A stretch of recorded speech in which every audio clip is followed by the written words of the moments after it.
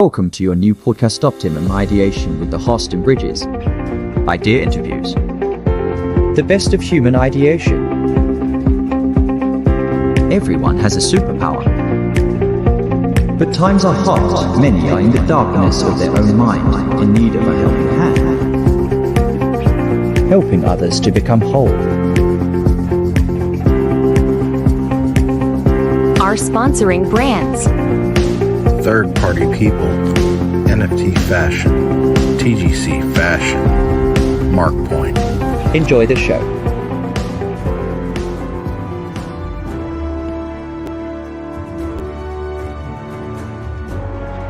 Hey, welcome, Miss Wild. How are you? I am doing awesome. How are you? I'm doing well. So glad to have you.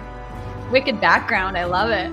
Yeah, thank you. Yeah, we're trying to pimp this show out here and make something that could be a lot of fun for everybody, right? That's great. I love it. Well, we bring the right kind of guest in here and we can really help out a lot of people. So Awesome. yeah, I really liked your backstory, and I'm hunting down the best kind of people that I can find that can, people that have been strong enough to help themselves. Mm-hmm. and build something out of it, and then build something to help others, of course. So awesome. Love it. So usually I just kind of get right into the questions, everybody, this is Miss Dr. Kristin Wild, and she is an entrepreneur. She is turned winning holistic health practitioner. She has a PhD in metaphysical science with a major in quantum physics, and holds a diploma in applied psychology, all the things that I enjoy. And, she is a creator of the therapy modality called awareness therapy, and founder of the Modern Health Solution. So we're going to ask her some pretty deep interview questions here, but I think she'll do great. So everybody, let's get ready. Here she is. Okay. What is your story, your resume, and how did you get to here? Okay. Well, let's try and break that down. Yeah. This will be the longest question, I'm sure. Yeah. So from a personal standpoint, pretty normal upbringing, life kind of thing, the twists and turns as we all have. And so I can kind of weave the story and the resume together. I was a smart cookie when I was in high school, really good at math and science. And also for some reason always ended up being the speaker, the narrator. And I was a voice for others. And it was just this natural. It was just something that came to me naturally, and people came to me for, and I don't know why. So, at the time, none of that made any sense. And then when, as we go through life, all of these things start to unfold and make more sense. So I went to university, wanted to get a Bachelor of Science, become a medical doctor. I was going to be a neurosurgeon. I was going for it. And it was funny because once I hit university, I really just lost my direction. I was just out on my own for the first time, and really had no idea what to do or how to live life. And so I ended up not doing as well in school as everyone had thought I would, because I was so smart. And I dropped out, and I chased a boy to a neighboring province. I'm in Canada, so neighboring state, and quickly ended that relationship, and then ended up becoming an industrial electrician, of all things. Worked in the oil fields, me and 600 dudes, just giving her. And so it really taught me a lot about how to interact with people, how to deflect things through humor, and work with different personalities. So it was a huge stepping stone in my life, but obviously not one you think you're going to take. Yeah. And then from there, what happened is my ex-husband and I bought a house in the area, and we kind of had an idea that real estate was going to do well there. And then we did really well on real estate, and I got the bug. So then I became a real estate agent, started a property management company, moved back to my hometown, and started investing in real estate. Wow. And then from there, so then I had 2 kids during that. And at the time, realtors didn't take maternity leaves. I just kept going. I was in this mode of like super everything. I was going to do it all. And what happened was always counted on my body. I had always been able to get going. And after my second child, I suddenly was sick, suddenly. And I just woke up one day and it felt like both of my wrists were broken. I could barely turn a door handle. And I was like, I had no idea what was going on. And it kind of went on for a few weeks where I was just like in denial. I just had a new baby, was working, trying to hold it all together. And then other bones started feeling like they were broken, essentially. It's the only way I can really describe it. Just so painful and tender and unable to really do anything. So I went to the doctor and it turned out I had rheumatoid arthritis. And so with that, I could no longer really do my job as a real estate agent, take people in and out of houses. I was starting to limp and I went to a rheumatologist and she thought it was probably psychosis, that I had postpartum. So I didn't really get a lot of help for the illness. So I just stopped working as a real estate agent. And then I got a job at Mercedes as their financial services manager, because that's when I could sit at a desk. And so I did that for a while and discovered over that year that I'm not cut out to work for other people. Yeah. It's really hard to go backwards. Yeah. Yet I learned so much there, and we all got along well, but it was, when you're used to running your own show and pivoting and making quick decisions, it was really hard when you're working with people that aren't like that. Yeah. And so I moved on and and then I ended up in a network marketing company, something I never thought I would do. And it's not something I would do again, but I say to people, try it once. You learn so much. I learned so much about connecting with people and, really talking about something you believe in. And again, I was quite physically ill at this point, like not as mobile. So it was a health product and it was helping me quite a bit. And so it was something I could really talk about. And what happened from there is I discovered that I was actually pretty good at speaking, which brought me back to when I was younger, when I was connecting with these people, and that, I was good at putting stories together. And so it all of a sudden ignited the spark of this passion of speaking. Yeah. And so again, my illness got worse at the time. I wasn't finding answers. I was doing everything I could to find answers. I think at that time I was about 100,000 in on my own money, just trying to figure out how to heal from this disease that was supposed to be incurable, but I didn't believe it.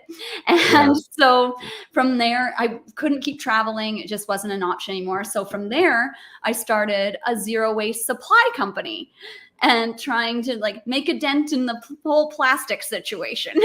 So it was really cool. We manufactured, produced, created all these reusable products, and then we wholesaled them to retail stores across Canada and the US. And that was just really cool experience. And and at the time I was very sick, bedridden, but I had amazing employees and they held it all down. So all I could make was CEO level decisions. I could barely walk or move at the time. So again, it was an amazing lesson. I mean, when you're living in it, it's a hell. But in retrospect, it taught me how to use my mind, how to really utilize it and streamline your process. And so it was another good lesson. And then there was a point where I really hit rock bottom. So I became so sick. At this point, I was 150,000 in of my own money. I was told I needed 4 joint replacements. My body, my organs were shutting down. It was not looking good. I weighed like nothing.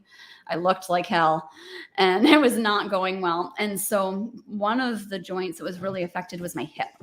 And so I couldn't stand for longer than 5 minutes. I couldn't walk for longer than 5 minutes. I couldn't lie down for longer than 5 minutes. So you can imagine what this is like in that internal mental turmoil.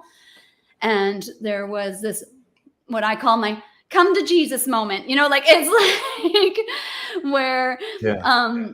I'm walking through an airport, we're waiting in line in security, and it's excruciating to go through this lineup. And by the time I get to the security officer, there's tears streaming down my face. She looks at my then husband and was like, what's going on here? And she's like, he was just explained that I had a physical disability. And she looked me in the eyes and said, listen, ma'am, we are going to have to insist that we get you a wheelchair.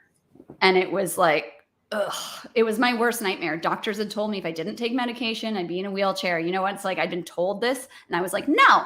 And, and so there I was.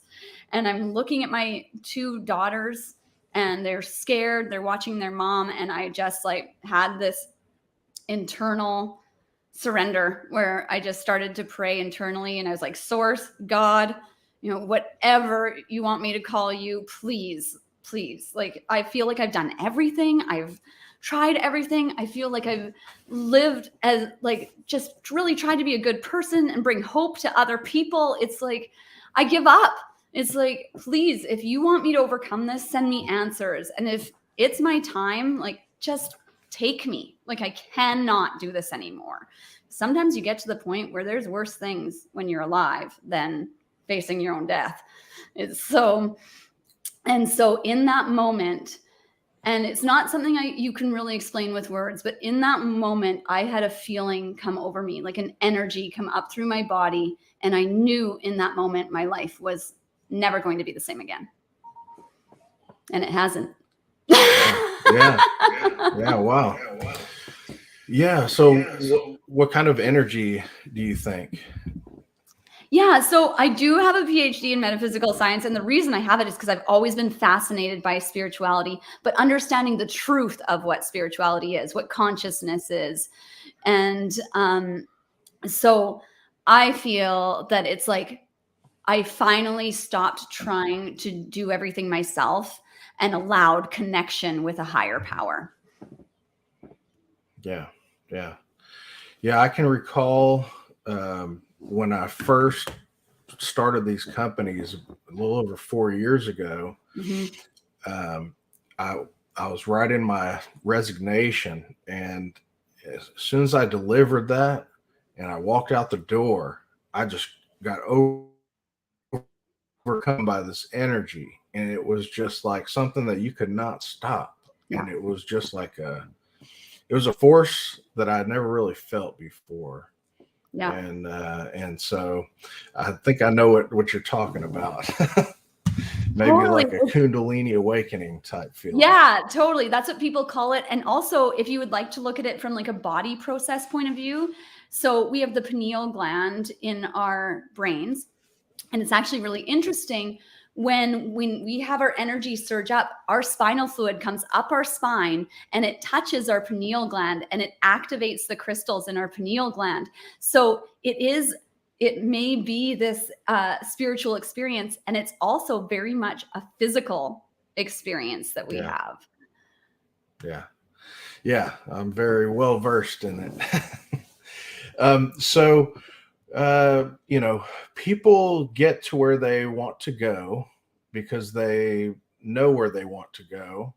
Where do you ultimately want to go? You've got your platform that you've got now. Where do you want to take it, or where do you ultimately want to go? Yeah, so I'm very passionate about helping people discover their own personal power. The way I look at it is like, I'm like a golf caddy. I'm not the golfer. I'm not the pro golfer. I'm their caddy. So it's like, I know which club to use. I know how to use the club. I can talk to you about it. I can support you in doing it, but you're going to take the swing. Yeah. And so this works in pretty much overcoming any area of difficulty. It's like, so let's say, you've talked a lot about, some of the things that you've overcame here, and I like to equate these things to layers that we figure out, right? And so what layers did you have to reveal, to become who you are now. Yeah. And so you're exactly bang on. So I call it aspects. And it's like what we do, it's like we can be masters at some aspects in our lives. It's so natural that we don't even think about it. And then a total disaster in other aspects of our life. Sure, so you're sure. bang on. For me, it was my perception of reality. And I feel like it still is. It still is, where I'll like wake up and it's like, oh my gosh, that was an unquestioned belief that is not serving me anymore, you know, and that's constantly what it is. And that's why the modality awareness therapy came to be. Was really, it's from Rogers, when he says awareness in and of itself is curative. And I agree to that. But then at the same time, there's another, what we're talking about, layers there, where it's, we don't know what we don't know. So sometimes we have to, okay, I've addressed that I don't know this thing. I don't know how to deal with it. I don't know what to do about it. And then it's being open. So once you have an awareness that there's something that needs to shift, it's being open to our environment and information coming in. And then we'll start noticing things that we didn't notice before. Yeah. Yeah. Very good. Very good explanation. So with that being said, you know, I feel like we're always changing. What is the next layer that you need to remove? For myself? Yes. Okay. So my layer, there's some things so I'm a master at working through illness. I'm a master at overcoming trauma. Nailed it. You know what I'm terrible at and working on it? Romantic relationships. Yeah. It's like, no, I have not mastered that one. And it's like, okay, so it's being open to information and learning how to be a healthy participant in a relationship, how to, you know, navigate the difficulties in relationships, and how to know exactly when it's time to walk away and not be loyal because that's your nature. Yeah. Yeah. Yeah.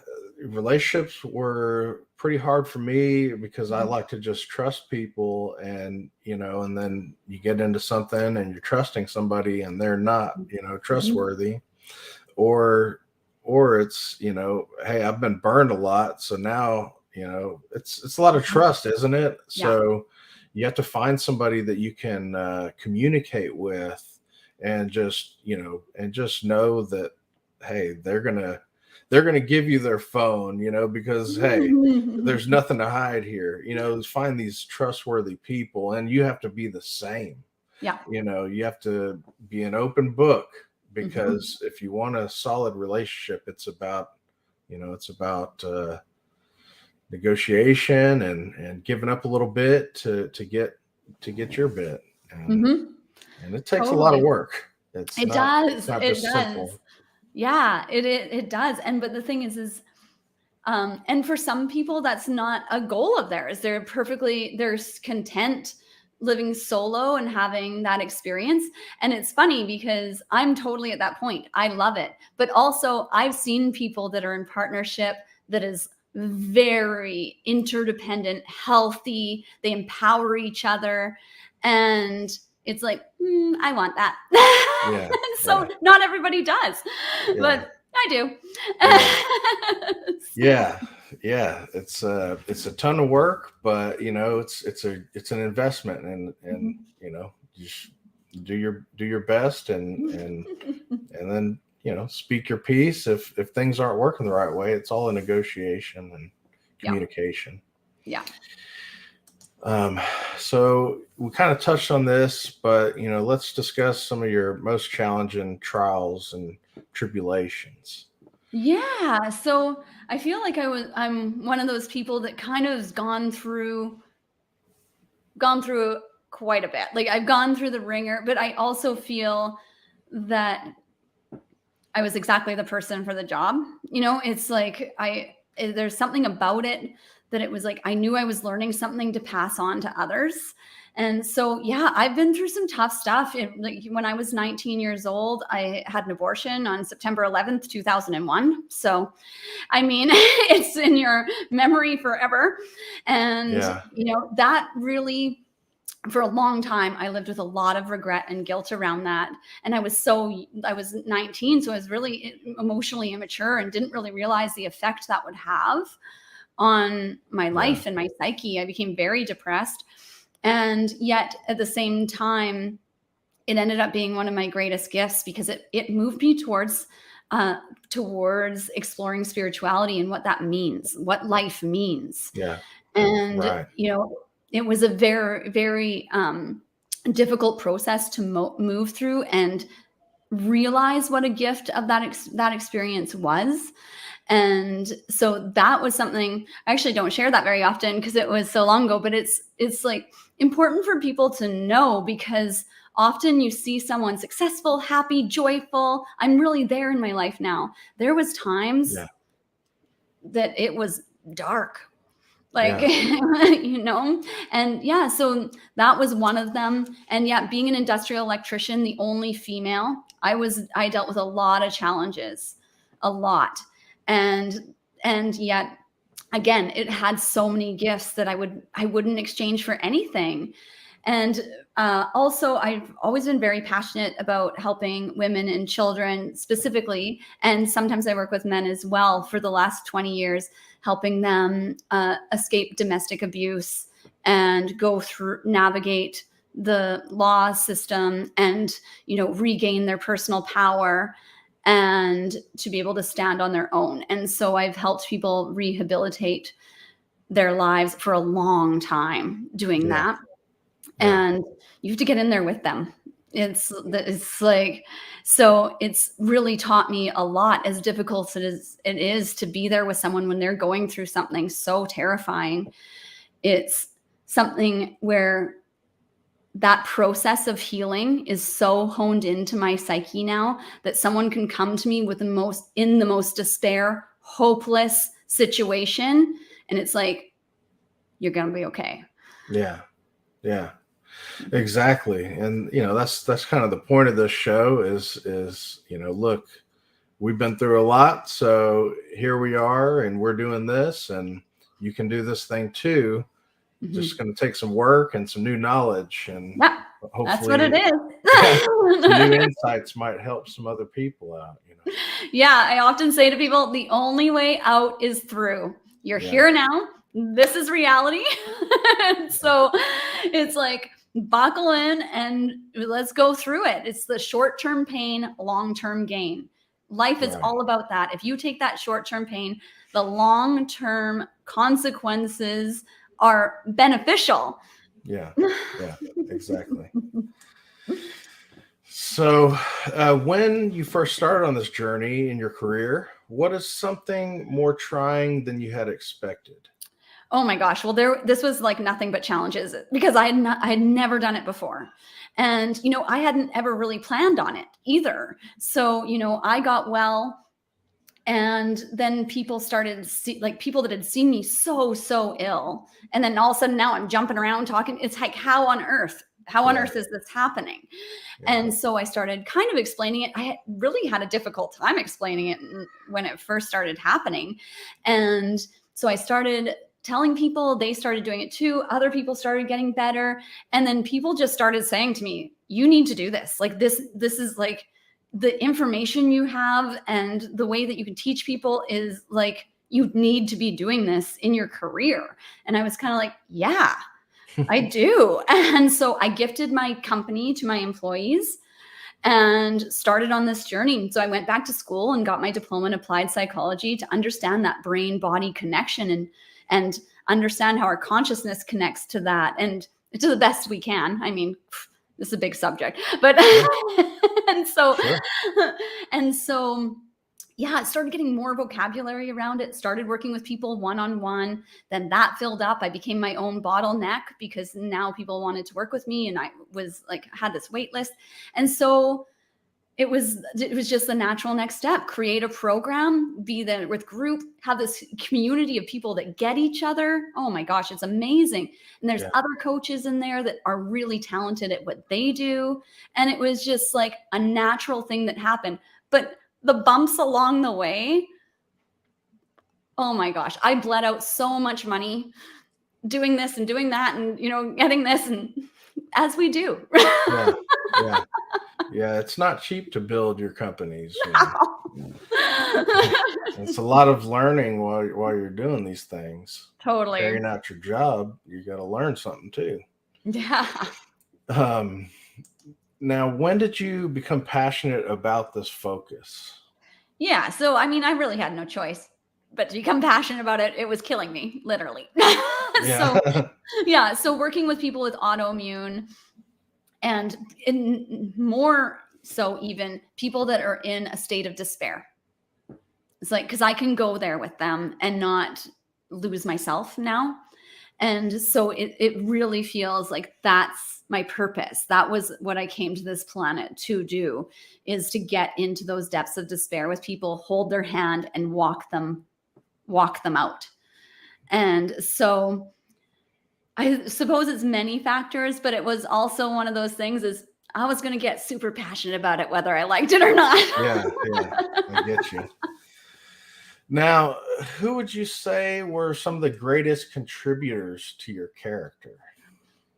So, number one of people that I know was my grandfather, 100%.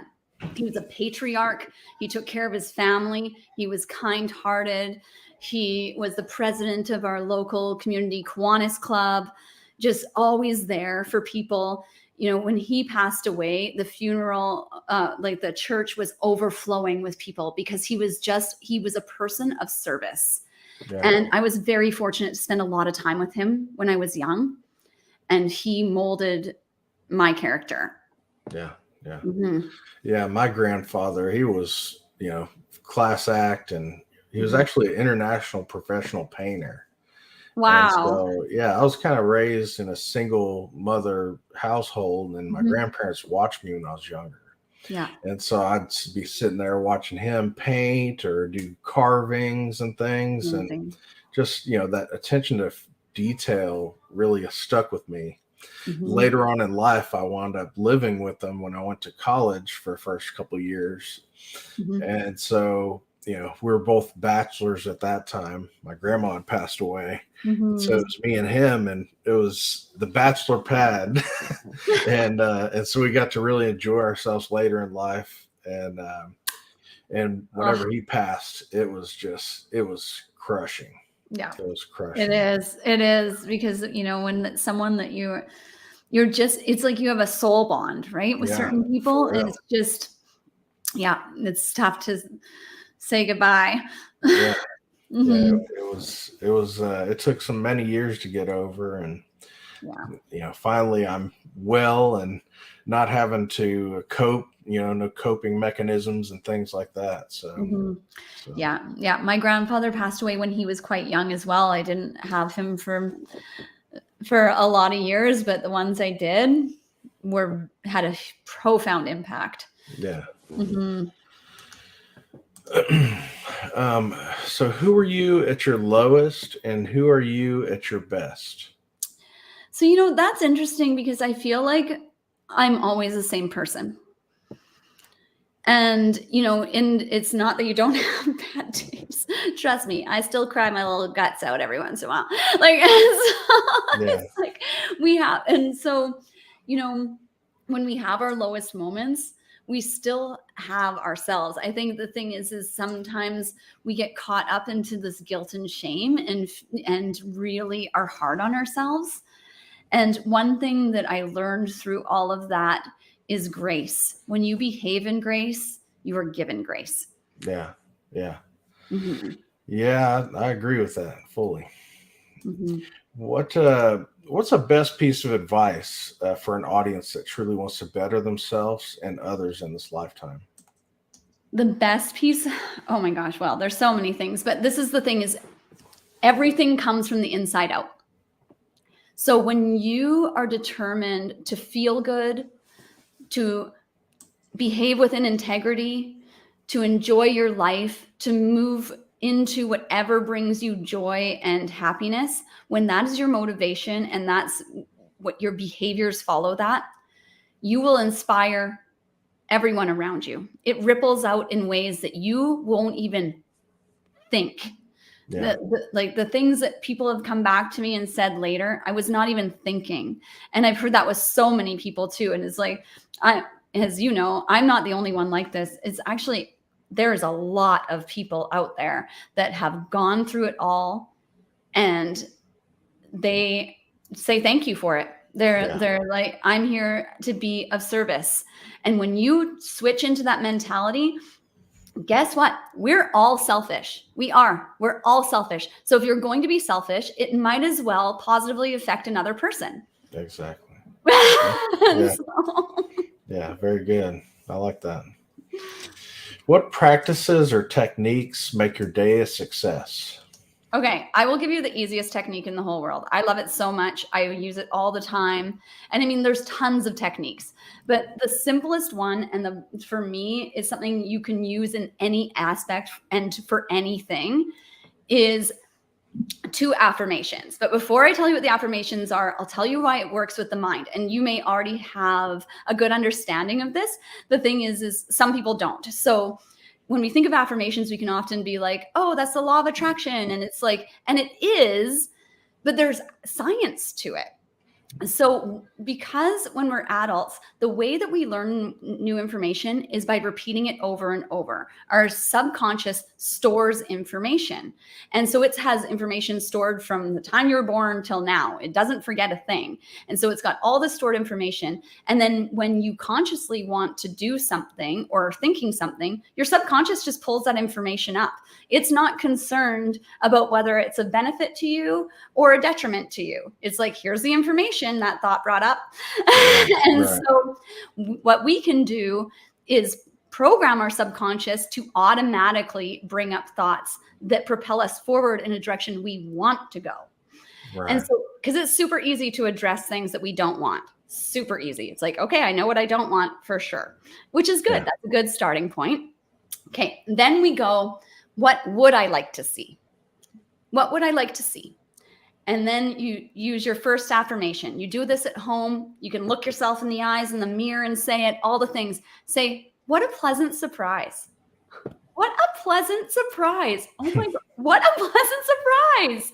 You know, there's like people that you are difficult. They're usually difficult to deal with. And instead of anticipating that difficult conversation, you're imagining it in your mind. When that starts to come up, say to yourself, what a pleasant surprise. Oh my gosh, that experience was so good. What a pleasant surprise. And so when you say that to yourself over and over, you trigger a part of your brain called the reticular activating system. So at the size of your pinky, it's at the base of the brain. And that system will pull information from your environment. So if you're programming your mind for that, that system is now going, I want to find pleasant surprises. Where are the pleasant surprises? Look for the pleasant surprises. And so now all of a sudden it is pulling in information from your environment that you want to see. Yeah. Then, okay, so now you're out and about, you're doing your thing, and you have a moment that sparks joy or brings you excitement. You notice yourself smiling. Say to yourself, this or better. Like, oh my gosh, I love this. This is good. This or better. This or better. And you will get to the point where it is so overwhelmingly beautiful and happy moment. You just go, this. And then you know you made it. Yeah. What a great, what a great share. That's so cool. It works. You might have to do it a million times. I'll give you such a good example. So this property I'm living in right now, I'm building my business. So I'm like, I want to rent something for a while and I want something cool, you know, like really good creative environment.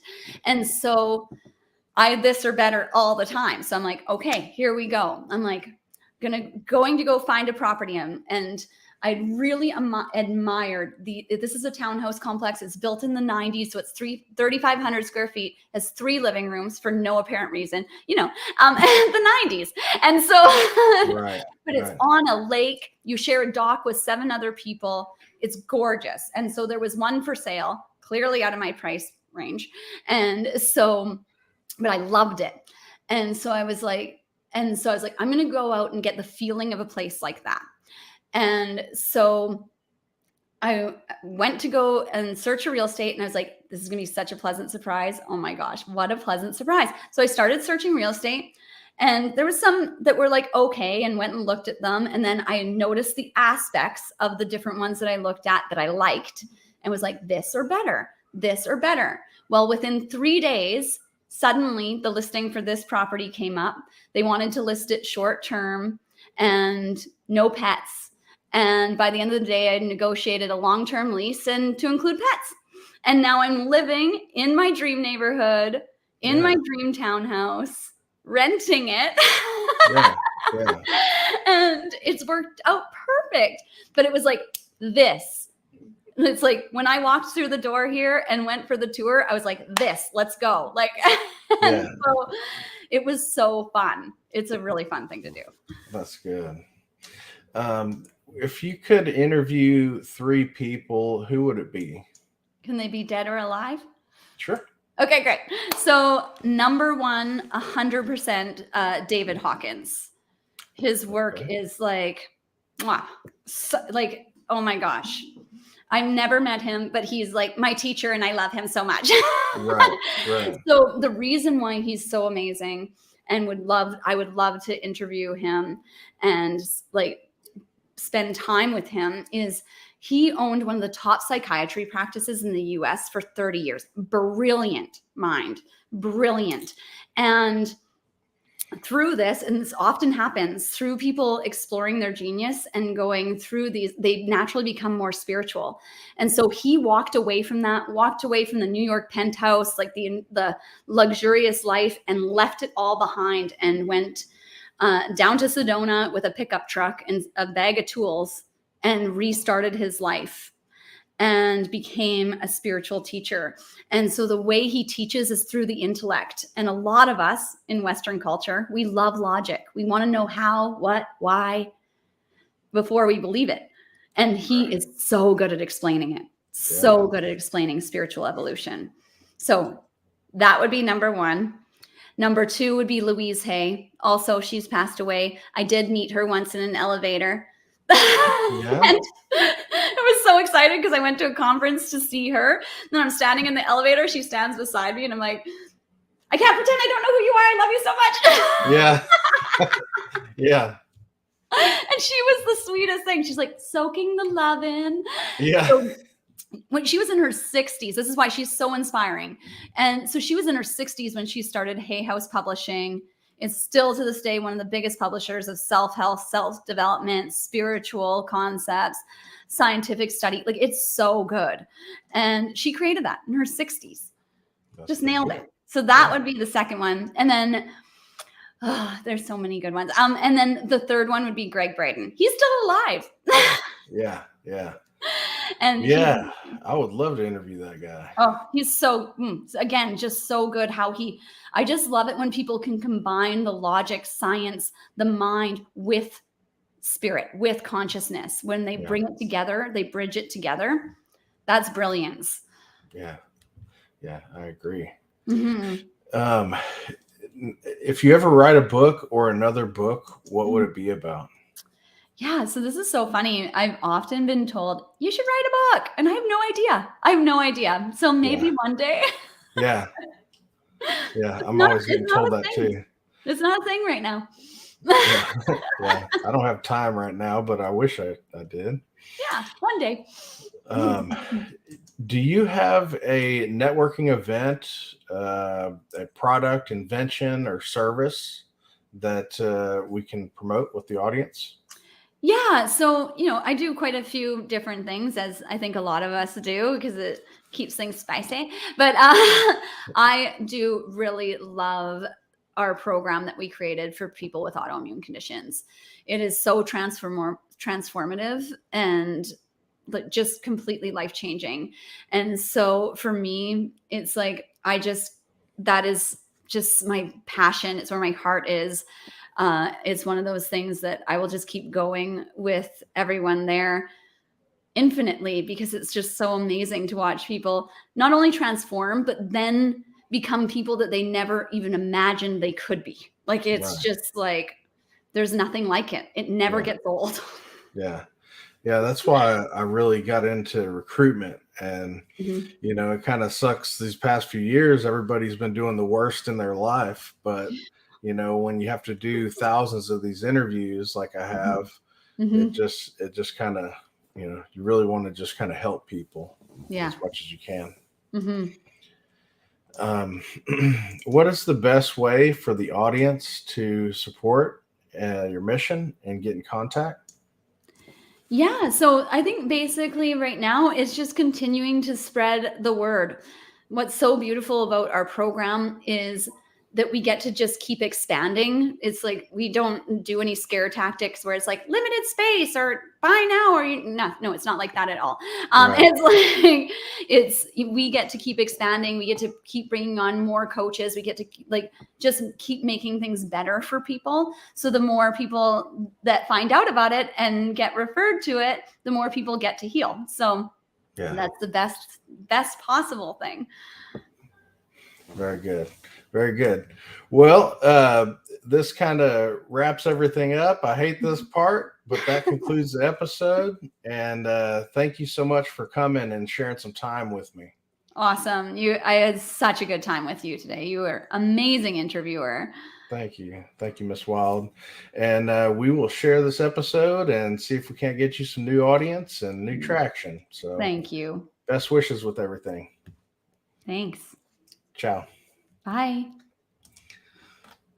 Let's see.